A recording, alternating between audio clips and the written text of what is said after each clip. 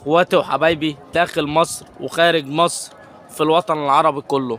النهارده احنا طالعين مش هنتكلم عن نش الحمام، ولا هنتكلم ازاي هنجري الحمامتين ولا الكلام ده كله.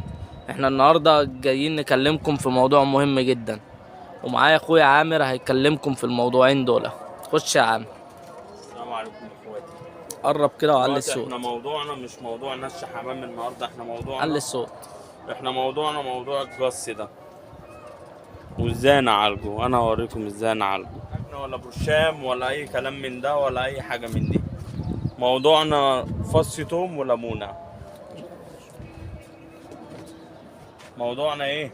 فص توم وليمونه. هوريكم ازاي نعالجه.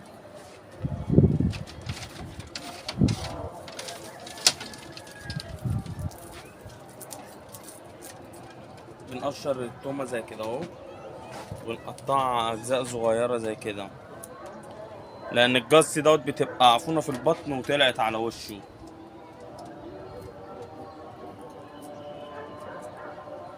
اهو نشيل النص.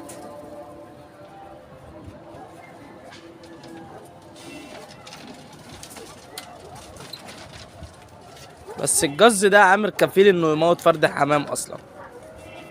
لو قشرته فضل يجيب في دم وبتاع ممكن يموت، صف دم. اول حاجه بنعملها بنجيب التوم،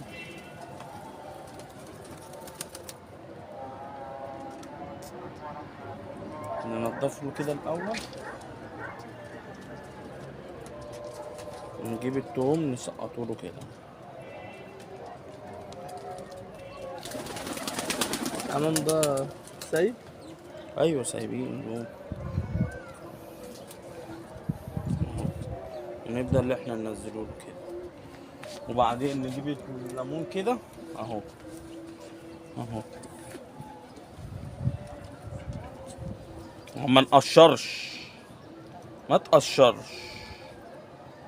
بس بشوف ناس كتيرة يا عامر بتقشر. لا لا، احنا عايزينه ينشف. عن نقشره هيطرى اكتر. هما بيقولوا بنشيله بالجدر، بيعملوا له لا زي لا لا، قدر ايه يعني.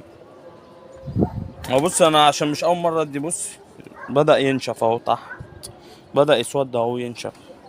هو مسافة ما نشف خلاص. الليمون ده بيموت كل حاجة. طب وبعد ما ينشف كده يا عامر نقدر لمدة نشيله؟ 3 ايام ينشف بقى، هيقع لوحده ما تشيلش. اهو لمدة 3 ايام على كده،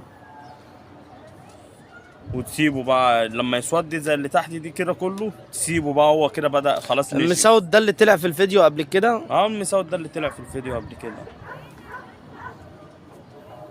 ويا ريت يعني اخواتنا لما يشوفوا الفيديوهات ويعجبهم فيديوهاتنا يعملوا يرفعوا زر الجرس ويشتركوا في القناة كده يعني. دعم لينا يعني.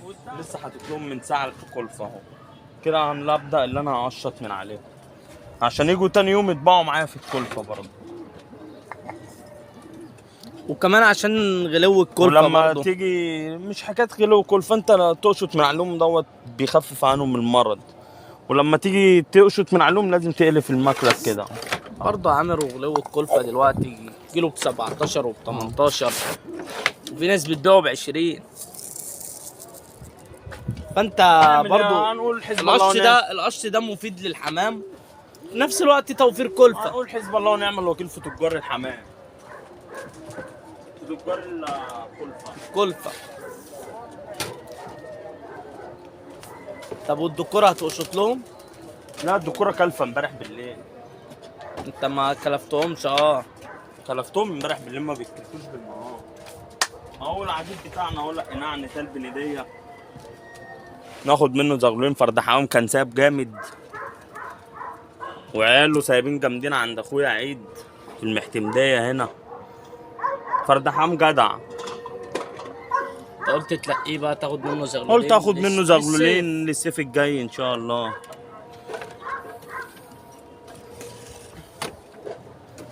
تعالوا افرجكم على الاسوس اللي تحت الجديده اللي انا بدات اجمع فيها وبدات اعمل سلكتي. هنروح وهنرجع لكم تاني تحت. واحنا واخواتنا من قدام السلاكه هندخل نتفرج ايه على الحمام جوه اللي في السلاكه. الاسوس بقى والنتي اللي كشفت. ايه ده طبعا ماسكينه، الاتنين دولت ماسكينه بالابيض شقلباز ده. ده اللي انت ماسكه في الفيديو بتاع امبارح اللي انا ما كملتش تنزيله. ما كملناش تنزيله اهو الابيض شقلباز ده، والاسود البلدي ده حيشه اول امبارح لقيته حابس. ودي طبعا النتي بتاعتنا دي اللي النتي كشفت من فوق اهي. الذكر ده برضك حايشه، وقلت افرقوا على الجمعيه دي، اعملهم قص تحديد على الجمعيه دي هيزقوا معايا حلو. ودي نتايه بسحنه، والنتايه البوازه والمفتيله دي. تعال شويه حلوين. ودي النتايه كانت طايره عندي فوق جامده برضك، مش عايز افرط فيها والله. كانت نتايه سايبة جدع. حديد. كانت سايبه حديد عندي.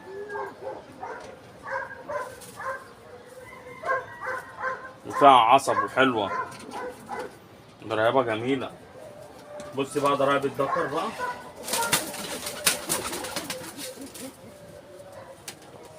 بصي ضرايب الدكر، تعالى قرب كده بالكاميرا. بصي الدكر ضرايبه بيد. مم. طب ودي ميزه حلوه فيه فرد ولا؟ حمام كويس. اه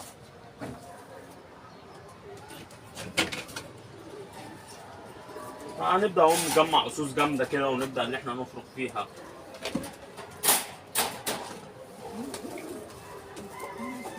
النتايه دي كانت طايره عندي فوق، المسوده دي كانت سايبه برضك عندي جامده فوق. اخت الدكر اللي فوق دي مش صح؟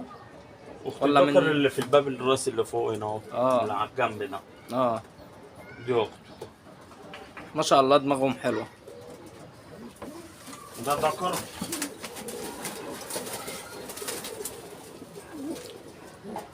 ابن الذكر اللي فوق اللي عليه 3، اللي انا وريته لك قبل كده في الفيديوهات. ابو بقى. ابوه ولا ايه؟ ابوه. لا بسم الله ما شاء الله. بص تعالى قرب على ضرايبه كده. يا ضرايبه منجم فيها تنجيمه بسيطه، بس ضرايبه حلوه يعني. بص من تحت كمان مقفول ازاي. هو عيبه بس اللي هو مش سلك هنا كده. بس انت بتفرق. ده حمام جامد. ده حمام نش. عياله ده انت بتترمي بتنش. جامدين.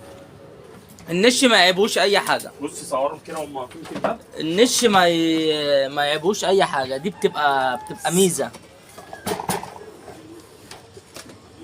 ثانيه برضك عايزين نوري الناس وهو قاعد على كعانه.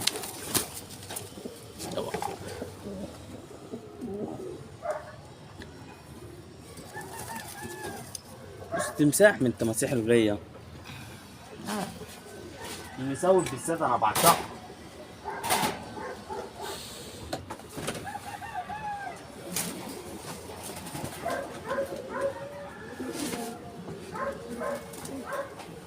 ده اللطافي كان بيترمى عندي فوق. قطاطي ده اللي كان في العشه قبل ما تتنقل. كان بيترمي، بس قلت سنه كبر بقى، قلت انزله افرخه. يا ضرايبه ناقصه، بس فرد حمام جدع يعني. ده كان ممكن يروح ده لو سيبته يا عم. هو قعد سيبته وقعد، بس انا قلت انزله افرخه. جهده بقى اقل وبتاع، واتبهدل في النقل. النقل لسه بهدله. لسه بيقفل صمايم اهو. وديشه بص لقيته فتح زي كده. فاحنا مش نستفاد منظم. منه. ناخد قلت استفاد منه منه احسن. ناخد منه زغلولين للصيف احسن. فرد حمام جدع انا عارفه، فاكيد عياله هيطلعوا جدعان. بدايته اللي تحت دي.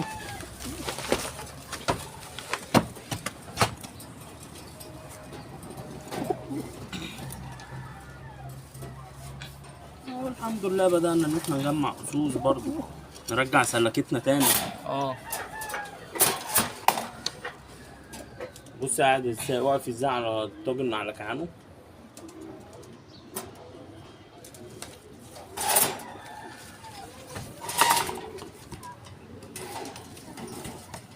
بص الاصرار واخد الجماعه واقفه معاه فين. بأمانة أنا بحب التحضير بتاعي يبقى يحص في قلب صفيح أحسن من البيبان. والسلاكة اصلا لسه جديدة، انا لسه عاملها. السلاكة اهي فاضية، لسه عاملها. مفيهاش اي حاجة، فاضية اهي. لهم بقى كلمة أخيرة كده يا عامر قبل ما يا ريت نختم. يعني لو الفيديو عجب كل المشاهدين، يا ريت يعني كله يترفع زر الجرس ويعمل مشاركة للفيديو، هيوصل لك كل جديد ان شاء الله. وان شاء الله اللي جاي في الصيف هيبقى احلى.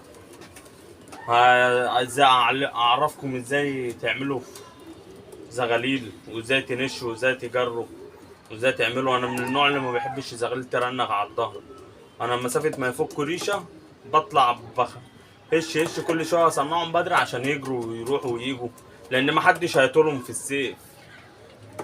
شكرا. بس هيوصل لكم كل جديد ان شاء الله، وادعمونا.